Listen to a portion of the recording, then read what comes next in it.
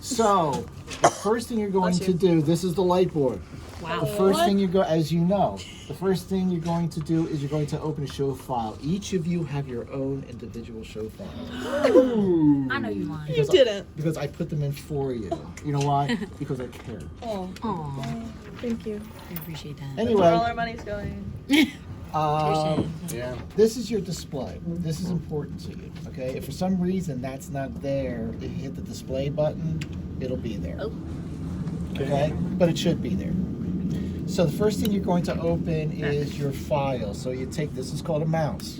You're going to go ahead and take your mouse. You're going to go ahead and take your right index finger. And you're going to left click file. And there is going to be an open. So that sounds good. I have a question. Mhm. Do you left click with also your index finger? Right, left. Because I usually use my middle finger. I use my for middle the- finger. Oh, no, that's not right. Wait. No, You left it's click always, or right click? No, you always use your index finger. Okay. Yeah, no, because it saves this one. Okay. Because you need So- this one for other things. You're right. I was about to say, you and I are on the same wavelength. Anyway, moving on. So we've clicked open, and you'll have two options. Show file archive means that you're retrieving a file that's inside the board.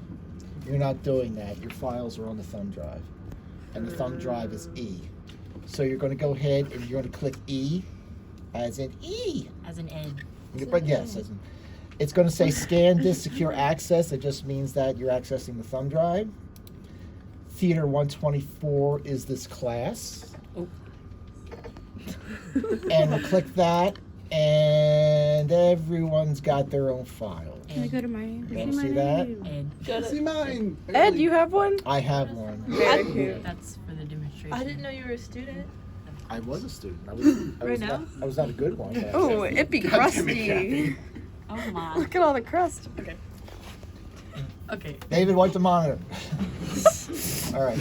So. He just walked into. So you're going to go ahead and you're going to open your file, which in my case is Ed. And then you're going to see your show file. Your show file is an ESF file. You know, same way a document is a DOC file and a PDF file. This is an ESF file. And it'll have your name, your file name. It will have the date that it was last saved, and then it'll have the time that it was last saved. Okay.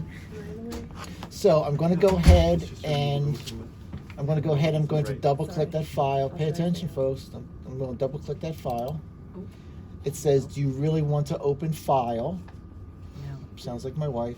We're going to go ahead and we're going to click OK. Are you sure you want to do that? Okay, and then look up here. Ed. Yeah, so your file is officially open right now. Wow. Okay, Well done. so That's all. That's it. that's step one. Yeah. Step one is execute patch assignments per your assigned light hang. Patching is when we assign a channel number to a dimmer number, right? As we know. Okay? So, if you are a stage left person, you're going to be assigning channel 1 to dimmer 5, channel 2 to dimmer 6, channel 3 to dimmer 7. You'll see that? Yeah. Okay. And if you were a stage right person, you were assigning channel 1 to address 13, channel 2 to address 15, channel 3 to address 16, so forth and so on and so forth. Okay? So, let's do this, shall we? Deal. Grab your mouse, use your right index finger on the left button, and on this side, on this monitor right here, down below, you have two display options. You have a PSD option, which is basically your cue sheet, which is this, and then you have a button that says patch. And then you go, aha, patch. So we're going to click that, and the display is going to change. And it's going to have your channel numbers, and next to them it's going to be blank because we haven't patched anything yet. Okay? And when you look at this side, it says patch channel colon. So it knows that the number that you're going to enter is the channel number. Okay, so the channel number is going to be the first one that you enter. So again, let's stay with the stage left crew. So I'm going to assign channel 1 at, and then address will pop up. The address is 5, right? And then I'm going to hit enter. And then, boom! Address 5 is in channel 1. You also have a little tombstone with a 1 on it. As you patch the channels, those channels are active and they'll pop up like that. Okay? Sorry, I got in your way again. So let's continue. What do I do next? 2 at 6. 2 at 6. Enter. Wow. Then you got it. You got it. What's next? 3 at 7. Enter. There you go. Wow. What? 4 at 8. Enter. Enter. 5 at 10. Enter. And there it'll be. Well done. So it's patched. You've got the 5 tombstones there, meaning Yes, that the sir. channels are ready to go. Yep. Thus, we have accomplished part 2. We are properly patched. Right? Okay. Now, we're going to write the following cues. You've got the cue numbers, you have the channels, you have the level that those channels are going to be at, and you have the time that the cue is going to be executed. All right? So, the first thing you need to do is you need to change your display. You're no longer in patch, right? We've taken care of that. So, go ahead and on the keypad right here, when we're doing patch, the blind LED lights up right there. When you're writing cues, go ahead and hit live. And when you hit live, that old display will come back up.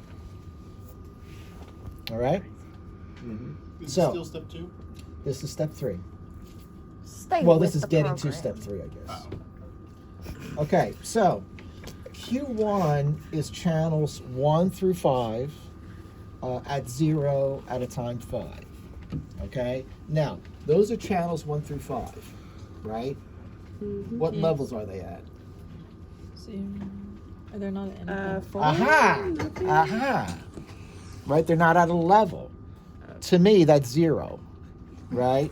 So I'm going to go ahead and I'm going to write this as Q1 because I already have 1 through 5 at 0, right? So to do that, record 1. Time. I believe the default time right now is 5. It is. In fact, I'm sure of it. So if the default time is 5, you don't have to enter the time. You can do time 5 and enter it. That's fine if you want to. But if you just go ahead and hit enter, it's going to enter the cue, and you've got the time 5. Okay? Now, so that's 1 out of 5 down. So we have 4 more cues to write. Now I can start writing Q2, but if I look down a little bit and I look at Q5, I see channels 1 through 5 at 0. And I say to myself, that looks an awful lot like this, right? 1 through 5, 0. So while I'm in the neighborhood, I'm just going to go ahead and get rid of this one too. Okay? You don't have to record numerically, right? You can bounce back and forth. Numerically, sure. All right. So Numerically. yeah, that was right. If you mess up one, how do you like backspace? There, Like, you there's do a it, there's a clear and button. You realize. Well, I mean, like. Does it clear all of them? It'll back up each keystroke, Okay. basically. I think she's saying like if she makes the cue and then realizes it's wrong. Yeah, like after So I like click enter. delete the cue. Oh, you can well you can delete the queue. You can just fix it. Okay, well, I don't know how to do that. That was my question. Okay.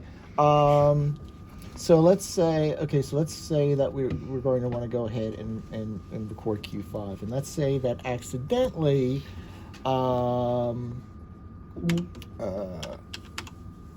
Q2 was at 30. We didn't know it because we weren't paying attention or something, and then we went ahead and recorded 5 times 0 like that, and then later on I see that, and I go, oh crap, that's wrong, right? We can fix it. So as long as we're in Q5, I'm going to go ahead and take 2 to double 0. That's at 0 now. Record. Q5, please confirm. You just fixed it. Okay. That's a good question, though. Yeah. So we've got a Q1, which is basically a blackout at a 5 count. 5, which is basically a blackout at a 0 count. Okay, so that leaves us with Qs 2 through 4. So let's go ahead and start with Q2. And remember, you create the look, and then you record it as a Q. Don't record the Q and then make the look. Okay, because you're going to get Q off the whole sequence down. Okay, so what do I do for Q2? Clear that. Okay, well, I think we're good. What do I do next? 1 and 3 at 25. Okay, 1 plus 3 at 25. Enter. It will pop up. Right. What's next? 2 at 55. 2 at 55. Enter. Enter. And there it is. And that looks good to me. So what am I going to do? Record. Okay, so record. 2. 2. Time. Then 3. 3. That's a backslash. Okay. 7. Enter. Enter. Okay, and you'll see it right there, 3 7. This is called a split fade cue. Did I explain that or did I talk about that? Okay, you can record cues so that the fixtures that are going up in intensity will go up in intensity in 3 seconds. The ones that are going down in intensity will go down in 7 seconds. So that's not like a straight crossfade. Okay, and there are lots of good reasons to do that. Okay, but anyway, that's why you've got that little bit of funkiness. Okay. These cues on the sheet, these will be the same cues that we'll be tested on. Okay. Okay. So what's next? Q3. 1 and 3 at 25. They're already at 25. And they're already at 25. Oh, they're already. So 2 at 85. Okay. 2 at 85. Enter. Enter. 4 and 5 at 30. Enter. 4 plus 5 at 30. Okay. And that looks good to me. And then record 3. Mm-hmm. Time 7/12. Enter. Let's see. So 1, 2, 3. Okay, so one more to go, right? Yeah. Okay. So Q4 is channel 2 at full, everything else out. Only 2 at full. Now there's a couple ways you could do that. You could take everything out and then bring 2 back up, or you could. There's so many possibilities. Probably the easiest thing to do is there's a command called remdim. It means remain dim. So what you can do is this. So I'm getting ready to work on Q4. I'm going to do 2 full remdim. Enter. So I just told it I want channel 2 at 4, the rest I want dimmed out. Now, and again, you could also go 1 through 5 at 0 and then come back and go 2 at full, whatever makes it more comfortable. Could you do 1 plus 2 plus 3 plus 4 at 0? Mm-hmm. And then 2 at full? Mm-hmm. Okay. It's more keystrokes where you can do it. I like tapping keys. Mm-hmm. Ew. You delete the recording. Can we do it over again? The entire thing. And let's move on. Anyway. Okay, so what do we do now? Record. Forward. 4. 4. Time 3. Enter. And then we got it. Right? Yeah. Sounds Now we get to save it. Okay. You can save it. In fact, I suggest you save it. But if you have time and you want to check it, you can do that. How do I do that, you ask yourself? I'm asking. Okay. I'm going to go ahead and there's a go to queue button right here. I'm going to go to queue 1, enter. And I'm going to check and I'm going to make sure that everything is right here that is on the sheet. So 1 through 5 is 0. My time is 5. That's great. Okay, so that works. So I'm going to go to Q2. I could go to Q2 and it'll do that, or I can push the go button. Go! And it will go. Look at it going. And it won't. And you see the levels change and I'm at 2 and the time is right and it's all good. Look at it. Okay? Yeah, I saw that. It's crazy. So you can go to Q3 and push go, and you can wait around, or you can go like this with the sliders and it'll just bounce into it. You Which won't sliders? have to wait for These the time. sliders? These two. Yeah, I'll do it again. Okay. Yes, that looks good. That looks wonderful. I'm going to go to Q4. That looks great. That looks marvelous. Amazing. And then Q5. Aha. Wait, question. Mhm. Whenever you do that, Mhm. the down thing seemed to change, but I also don't really. So the ones on the right, Uh-huh. the ones that were like 7 and 12, Uh-huh. the 12 one seemed to change, and I just, what did it do? Like over here.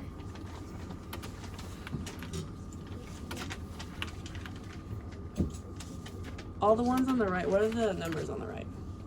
On the right, Yes. that's the overall duration of the time. Okay. Okay. So if it's a direct fade, then that number is the same as that. But if it's a split fade, then it's the difference between that number and that number. Okay, gotcha. So yeah. So I checked it. It looks great. Record the file. Okay. If you don't record the file, I have nothing to grade. Okay, and that hurts my feelings. So we're going to go ahead and we're going to go back to this display right here, and there is a save as here. You know, sometimes this gets a little confusing because you have so many folders open and files open that it may distract you or whatever. You can go ahead and you can close these things out if that helps clean things up for you. Or not, just whatever. You do have the option to do that. Okay, so under File, which we already have open, there's a Save and Save As. Okay, Save is when you're saving it to the board, so we don't want that. Save As is when you're saving it to the thumb drive, which we do want. Okay, so we're going to open Save As. All this stuff's probably going to be open, just like it was on the open file. Or if not, just go ahead and click through what you clicked through before. So Save As, E for the thumb drive, the San Diego Secure, Theater 124, just like the last time. Then you'll get to your file folders. Okay. You'll go ahead, you'll find your file folder. Okay. You can go ahead and open that folder. You can either double click this or just open the folder. And then you're going to want to double click. Don't double click the folder to save it. Okay? Double click the file, the ESF.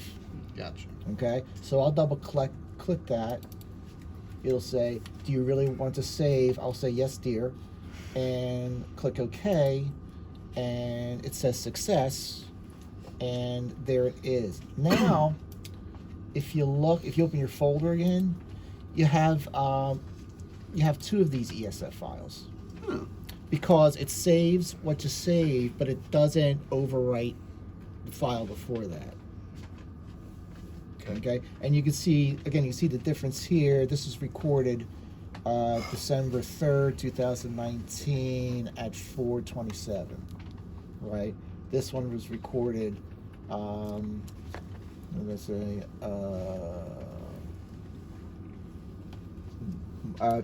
April the 15th. So this must have been for last spring's class. Okay? And then you're done. Okay? Yay. You did amazing, Will we be sweetie. doing- Thank you.